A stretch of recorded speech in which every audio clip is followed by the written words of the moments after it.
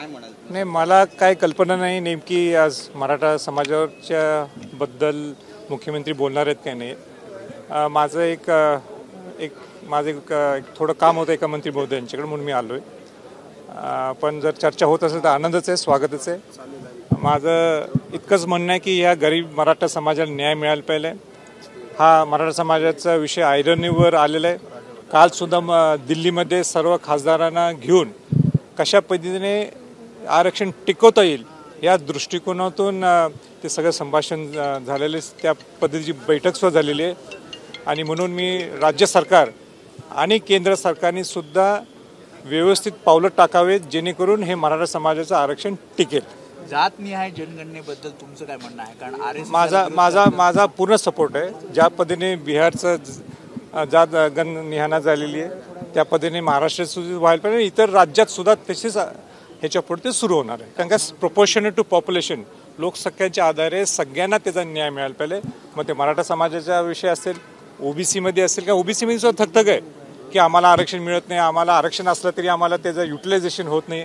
म्हणून हे सगळ्यांचं जर जातगणना झाली तर ते एक व्यवस्थित एक सगळ्यांना त्याचा न्याय मिळू शकतो. जरांगे पाटील असं म्हणतात जर एखाद्याची आई ओबीसी असेल तर त्याला सुद्धा नाही. मनोज जरांगे पाटलांनी जो विषय घेतलेला आहे किंबहुना ऐरणीवर आणलेला आहे, त्यांची आणि मुख्यमंत्र्यांची किंबहुना सगळ्या मंत्री महोदयांची चर्चा चालू आहे आणि त्यातनं काहीतरी एक सकारात्मक मार्ग निघेल अशी आम्ही अपेक्षा करतो. शिंदे समितीचा अहवाल दुसरा आलेला आहे ज्यामध्ये आता पुन्हा एकदा नोंदणी काही सापडणार आहेत, समोर येणार आहेत.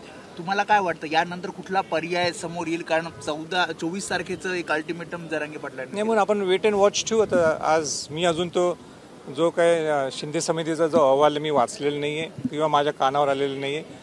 ज्या दिवशी तो पब्लिश होईल, प्रेझेंट होईल, त्याच्यानंतर मी बोलेन. शेवटचा प्रश्न, खासदारांचं निलंबन पुन्हा एकदा 41 खासदारांचं निलंबन झालेलं आहे. 141 खासदारांचं आतापर्यंत निलंबन झालंय. काय वाटतं या सगळ्या संदर्भात? लोकशाहीत सगळ्यांचा अधिकार असतो आपलं मत मांडायचं. आता निलंबन एवढ्या लोकांनी जर निलंबन केलं तर लोकसभा आणि राज्यसभा चालणार कशी? म्हणून कुठला ते मध्यम मार्ग निघावा असं बोलू दिलं जात नाही असं वाटतं तुम्हाला? हुकुमशाही मी सध्या खासदार नाही आहे म्हणून नेमकं सभागृहात काय चालते हे मी स्वतः माझ्या डोळ्यांनी पाहिलं नसल्यामुळे मी त्याच्यावर भाष्य करणं मी उचित समजत नाही. पण लोकसभा असो किंवा राज्यसभा असो, खासदारांना संधी द्यायला पाहिजे बोलायला. खासदारांनी आपलं मत स्पष्टपणे आणि परखडपणे मांडण्यासाठी त्यांचा अधिकार आहे. थँक्यू. एबीपी माझा, उघडा डोळे बघा नीट.